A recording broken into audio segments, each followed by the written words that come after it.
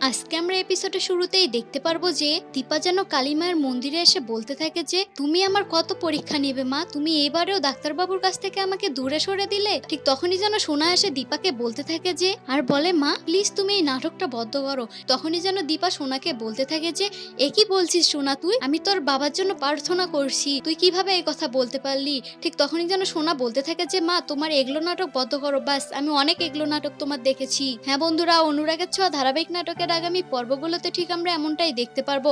এপিসোডের শুরুতেই দেখতে পারবো যে আর আপনারা যদি আমাদের চ্যানেলে নতুন হয়ে থাকেন তাহলে চ্যানেলটিকে অবশ্যই একটি সাবস্ক্রাইব করে দিবেন। আমরা এপিসোডের শুরুতে ঠিক যেমনটাই দেখতে পারবো যে সেই দীপা এবং রূপা যখন বেশ অনেকটা জোরে জোরে রাগারাগি করে কথা বলতে থাকে, ঠিক তখনই কিন্তু তাদের এমন সমস্ত কথা যেন দূর থেকে আড়াল থেকে শুনতে থাকে কুন্তলা দেবী এবং মনে মনে বলতে থাকে যে দীপা তুমি তোমার হাজবেন্ড এবং সন্তানকে কোনোদিনই ফিরে পাবে না, কেননা তোমার হাজবেন্ড এবং সন্তানকে কিডন্যাপ করে নিয়ে গিয়েছে আমার সেই ভুতুরে রুডি।